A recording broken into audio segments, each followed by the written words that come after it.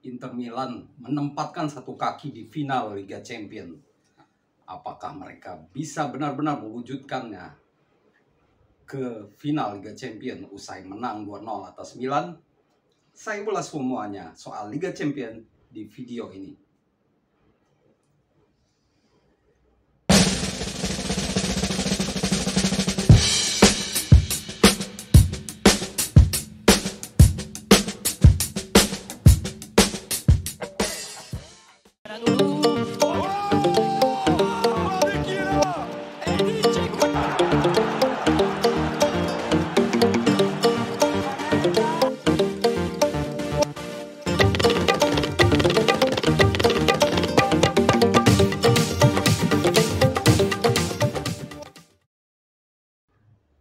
Halo teman-teman, jumpa lagi dengan saya Devi Saipullah. Tetap sehat dan sejahtera ya tentunya, dan bisa melakukan aktivitas sehari-hari dengan lancar. Kita bertemu lagi untuk membahas perkembangan sepak bola dunia, dan tentunya yang terhangat adalah Liga Champions. Saya mulai dulu dari pertandingan AC Milan melawan Inter Milan. Nanti ada juga pembahasan soal Real Madrid. Saya bicara dulu soal pertandingan Inter Milan melawan AC Milan. Pertandingan ini merupakan derby. Kalau disebut biasa, kedua tim tentu sudah biasa untuk bertemu. Tapi keduanya kembali bertemu di event berbeda, bukan di Liga Italia atau Coppa Italia, tapi di Liga Champions. Ini momen yang jarang, cukup jarang. Ini pernah terjadi di era 90-an, tapi di era 2000-an derby Milan di Liga Champions jarang terjadi, apalagi di semifinal yang menentukan langkah juara. Dan Inter Milan menempatkan satu kaki di final setelah menang 2-0 atas AC Milan di San Siro. Ini laga tandang buat mereka. Dan tentunya sebuah keuntungan karena bisa menang di awal tentu akan lebih meringankan langkah mereka saat melakoni leg kedua yang digelar 17 Mei nanti ya, di giliran Giuseppe Meazza, walaupun tempatnya sama. Nah, Inter Milan pantas menang di laga ini. Dan melihat rekor pertemuan, ternyata Inter Milan memang selalu menang lawan AC Milan belakangan ini. Dalam 5 pertemuan saja, Inter berhasil menang 4 kali. AC Milan hanya menang 1 kali lawan Inter Milan. Itu artinya bahwa AC Milan memang selalu kesulitan saat jumpa Inter Milan. Dan Inter Milan boleh disebut cerdik di pertandingan melawan Milan kemarin. Soalnya dari penguasaan bola mereka kalah. Tapi pelatih Simone Inzaghi tahu betul apa kelemahan Milan. Dan dalam 11 menit mereka bisa mencetak 2 gol lewat Edin Dzeko dan juga Henrik Mkhitaryan. Harusnya Inter Milan bisa unggul lebih banyak ya, bisa unggul 3 gol. Mereka udah dinyatakan dapat penalti tapi dianulir oleh wasit setelah melihat VAR, dan dinyatakan bahwa Simon Kjaer tidak melakukan pelanggaran kepada Lautaro Martinez di kotak penalti, sehingga tidak ada penalti. Harusnya Inter Milan bisa menang lebih dari 2 gol. Permainan efektif ditampilkan Inter Milan. Inter melawan AC Milan merupakan duel dengan 2 formasi yang berbeda. AC Milan menggunakan 4-2-3-1, sedangkan Inter Milan 3-5-2. Rupanya dengan formasi seperti ini Inter Milan bisa menguasai lini tengah Milan yang pincang karena tidak ada beberapa pemain penting seperti Rafael Leao ya. Nah,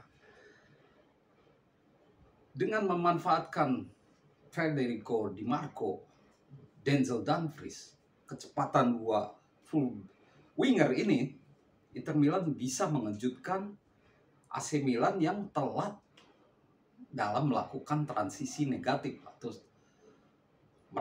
saat mereka menyerang, mereka telat track back ke belakang, gitu. Telat melakukan penjagaan kembali ke belakang.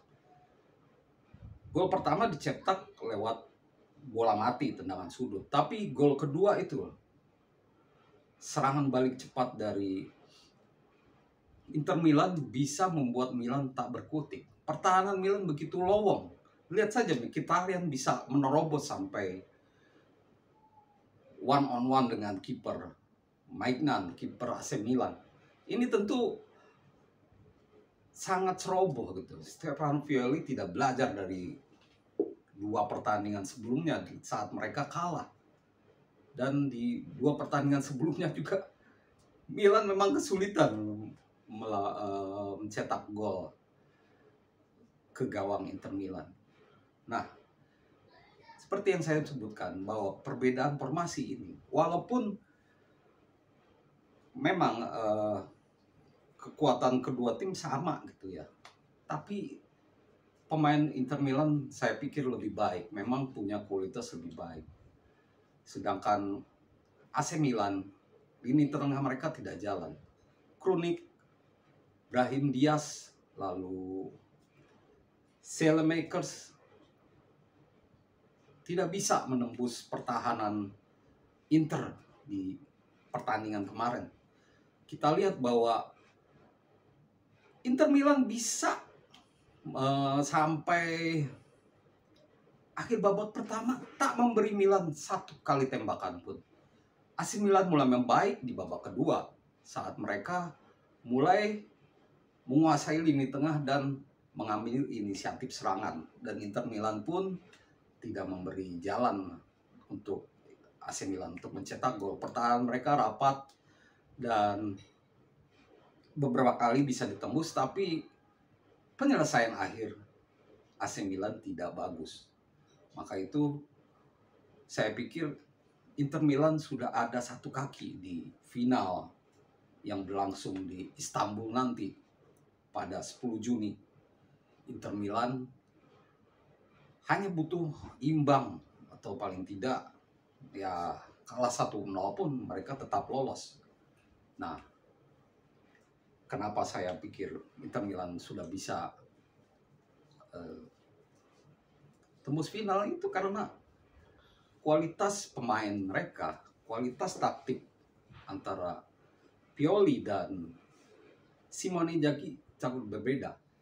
Kecuali AC Milan bisa mengubah strategi mereka dan mungkin mengubah pemain ya, susunan pemainnya. Kita lihat bahwa saat Divock Origi dimasukkan di babak kedua, juga Junior Mesias, permainan Milan lebih bagus. Mungkin ya di leg kedua nanti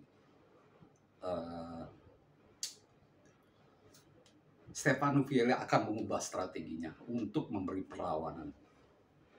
Itu duel Inter Milan melawan AC Milan. Kita berlanjut ke Madrid melawan Manchester City. Hasilnya sudah tahu ya, 1-1. Ini duel yang sangat seru. Waktu saya menonton pun saya susah mengalihkan pandang karena emang ini pertandingan antara dua tim dengan kualitas pemain yang seimbang. Madrid dengan pemain lama mereka, sedangkan Manchester City susah dihentikan. Piala FA di Liga Inggris, Manchester City susah dihentikan. Formasi 3-2-4-1 sangat mematikan, atau 4-3-3. Tapi kebanyakan Manchester City menggunakan 3-2-4-1. Meski begitu, pengalaman dari Real Madrid membuktikan bahwa mereka tidak bisa dipandang enteng ya. Dan terbukti Madrid bisa unggul duluan lewat Vinicius Junior. Tapi Manchester City adalah tim terkuat di dunia saat ini. Pep Guardiola kaya strategi, dia tidak putus asa dan mencari cara untuk menyamakan skor atau bahkan menang. Dan Kevin De Bruyne menjadi penyeimbang untuk Manchester City. Bagaimana ke depannya pertandingan nanti, kalau dilihat statistik berdasarkan data dari Opta Joe, Madrid hanya menang 2 kali dari 9 hasil imbang di leg pertama Liga Champion. Itu artinya Madrid terancam kesulitan di markas Manchester City. Apakah Madrid akan dihujak atau dihancurkan oleh Manchester City seperti musim lalu mereka menang 4-2 lawan Madrid. Bahkan Manchester City bisa mencetak 2 gol cepat ya, sama seperti saat lawan ke-9 lawan Inter Milan. Nah, duel Manchester City lawan Madrid juga sama ya, hampir sama.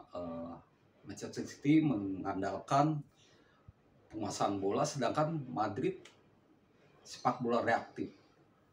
Saat punya bola, mereka manfaatkan Vinicius atau Rodrigo. Skill kedua pemain ini bisa mengatak-atik, lalu ompar Karim Benzema, selesai. Dan itu berjalan beberapa kali. Untuk saja pertahanan Real Madrid sangat luar biasa. Pertahanan Manchester City ini sangat luar biasa. Jadi Madrid tidak berhasil menambah keunggulan. Leg kedua nanti masih 50-50. Tapi Manchester City lebih diunggulkan karena main di kandang. Dan rekor pun berpihak kepada Manchester City. Apakah final kali ini akan terjadi antara Manchester City melawan Inter Milan? Kita tunggu saja pekan depan saat leg 2 berlangsung. Demikian teman-teman ulasan saya soal Liga Champion, semifinal Liga Champion yang makin seru karena ada beberapa tim yang sudah diunggulkan, ada beberapa tim yang masih mempertaruhkan nasib mereka. Jangan lupa klik like dan juga subscribe buat yang belum, dan tentunya beri komentar di bawah agar menambah ramai channel ini. Terima kasih dan salam olahraga.